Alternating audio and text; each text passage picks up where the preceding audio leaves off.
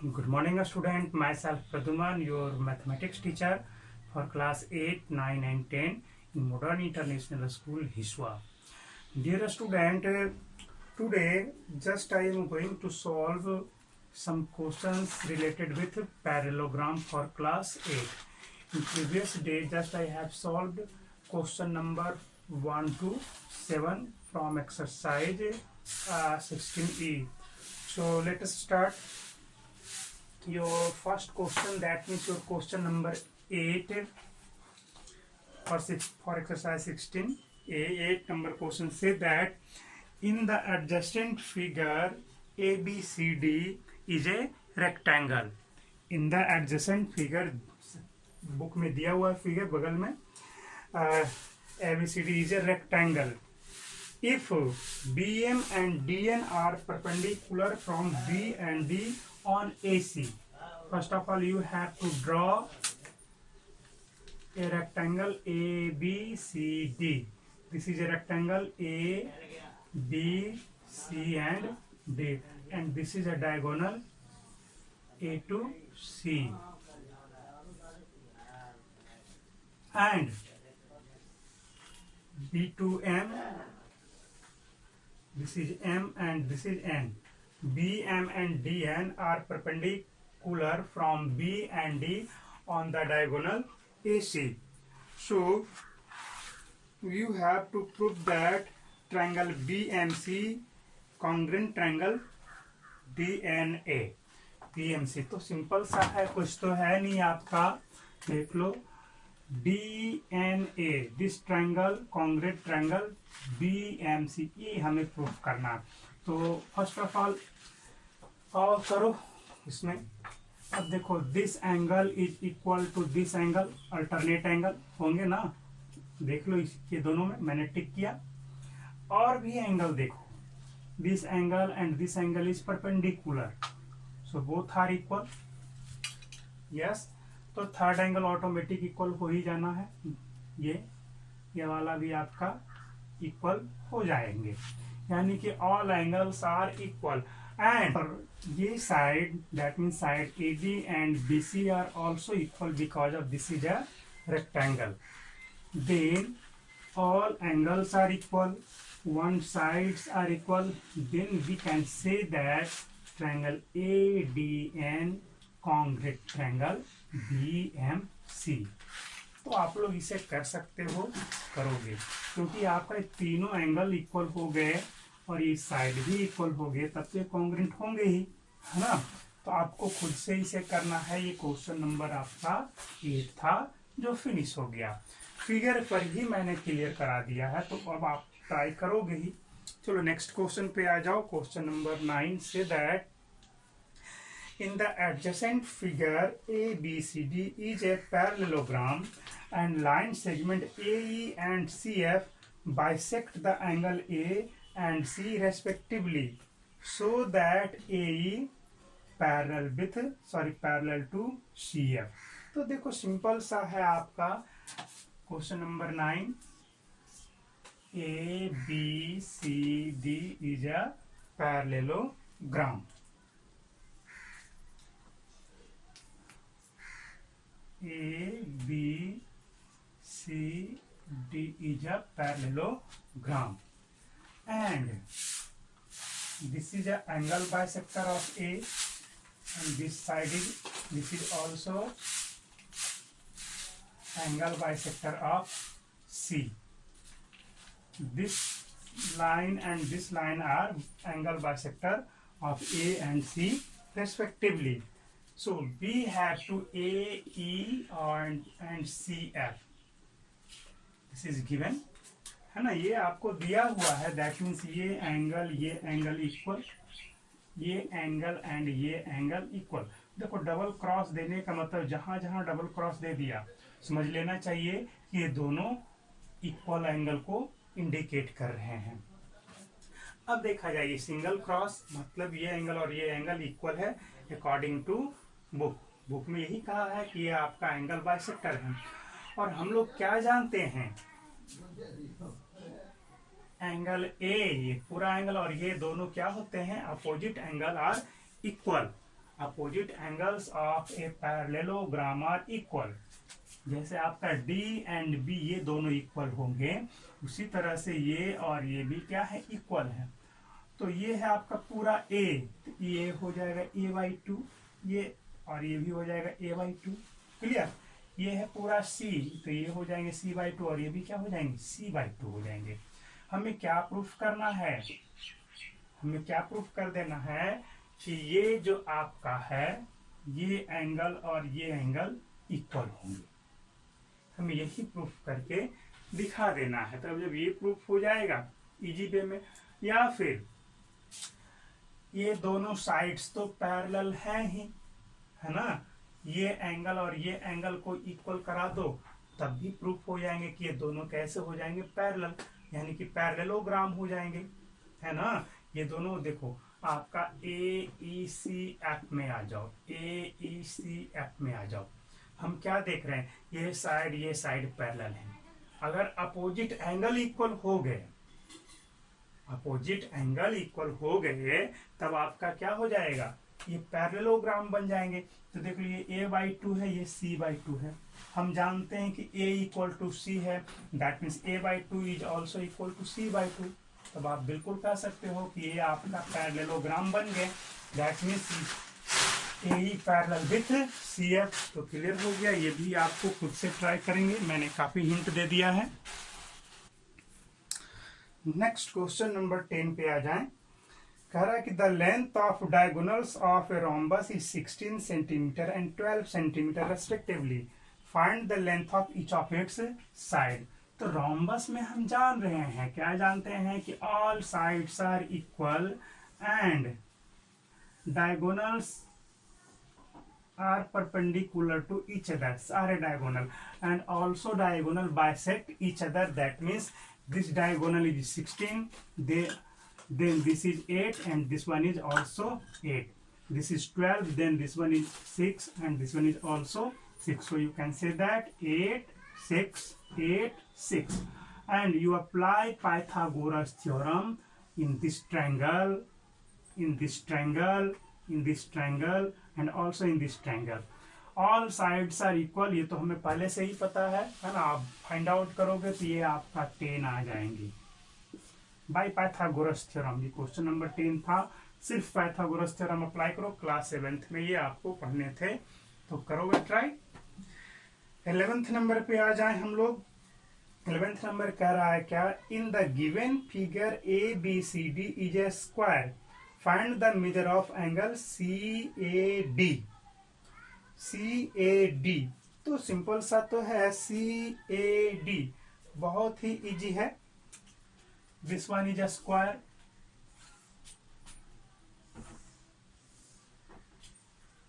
ABC and D, and this is diagonal AC.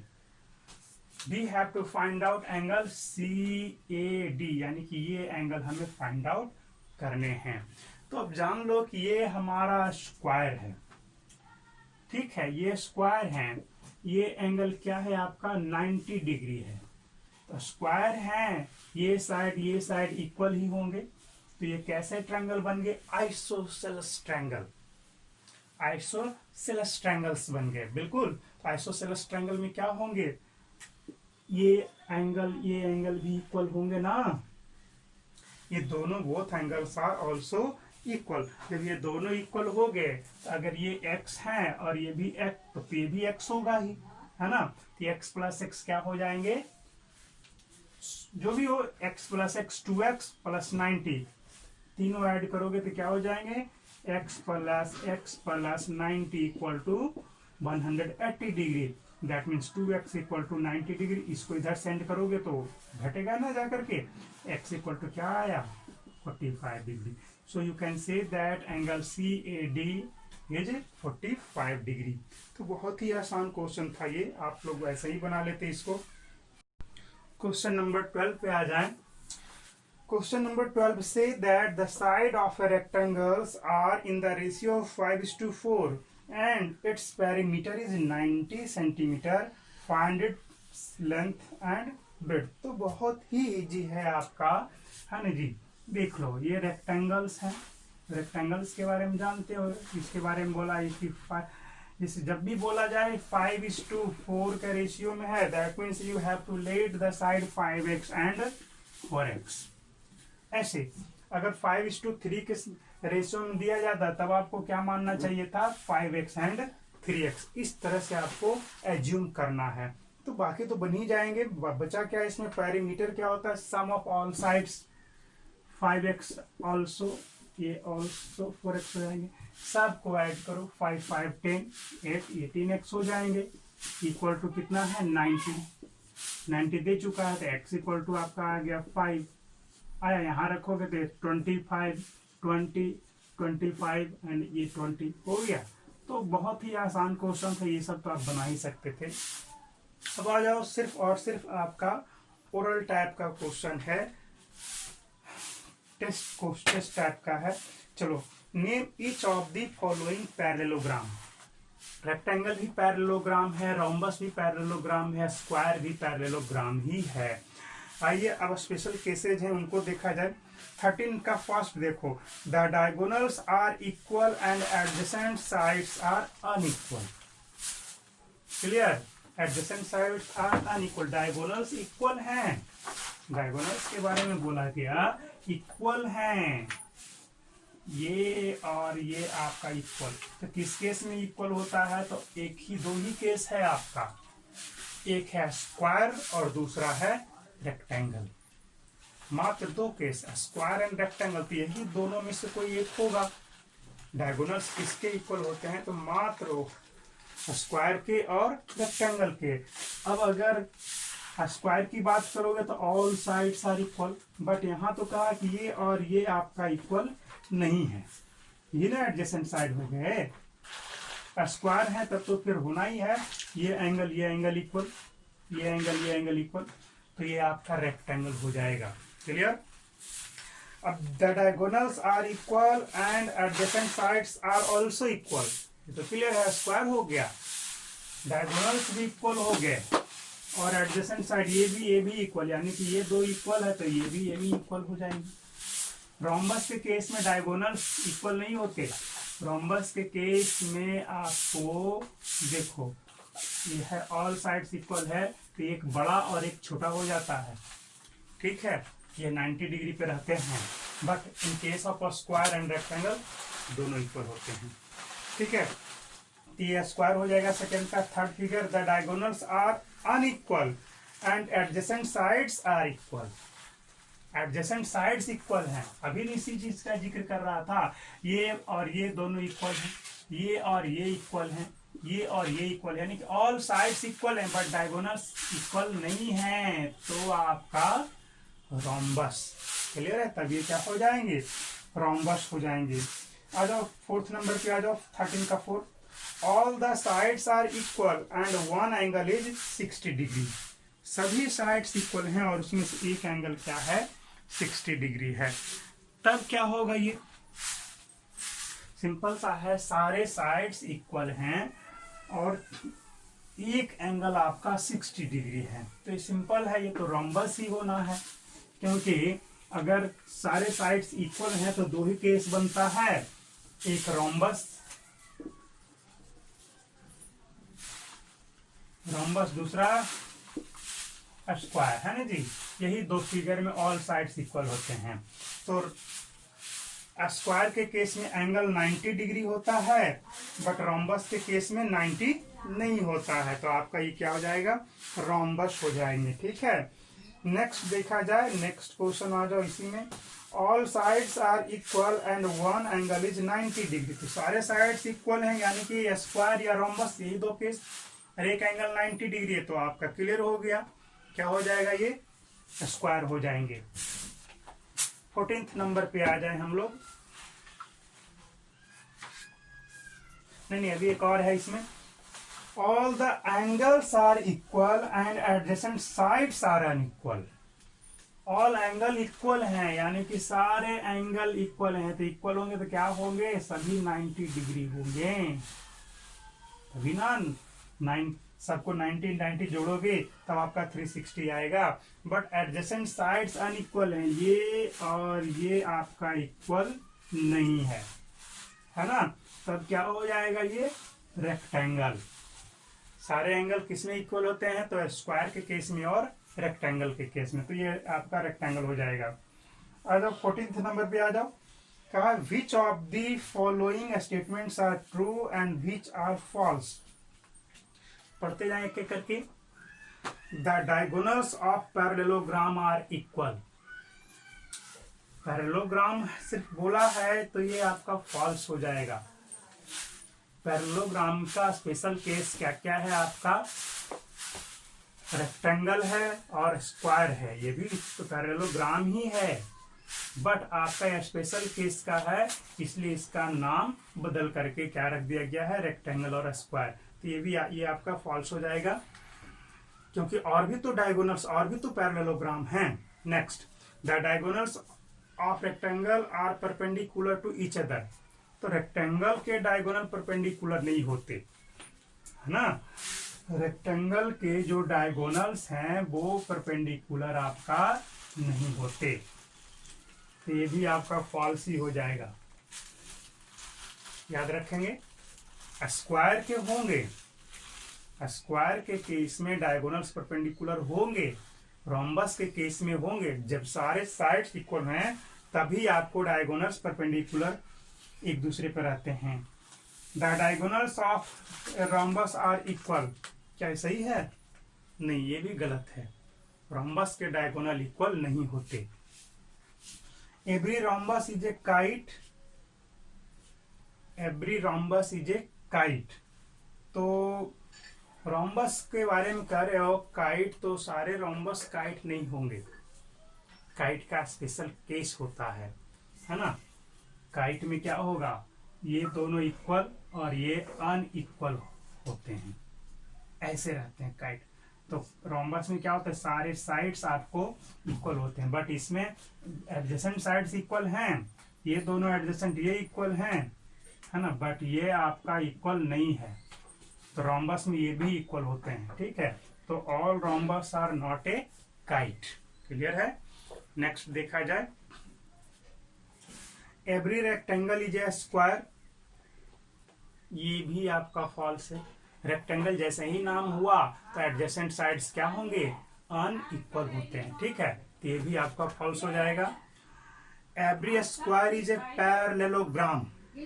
हाँ, ये सही है, सारे स्क्वायर हैं जो पैरेललोग्राम होंगे। कोई भी स्क्वायर हो जाए आपका, पैरेललोग्राम होना ही होना है उसको। देख लो, आमने सामने क्या पैरेलल, ये पैरेलल हो ही गया, ये भी इक्वल है ही, ये भी इक्वल है, ये भी इक्वल और ये भी इक्वल है।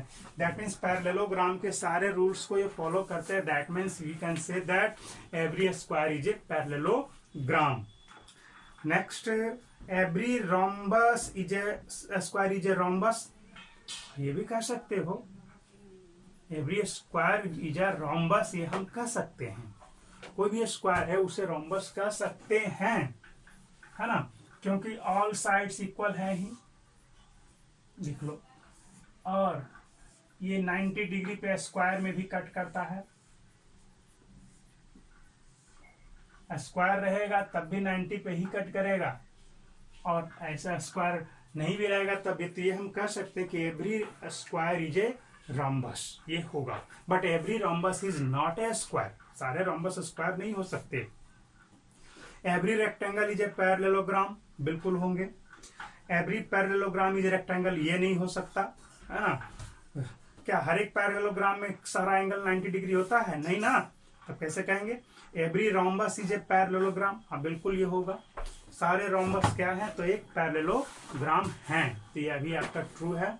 तो ये चैप्टर तो आपका फिनिश हो गया है।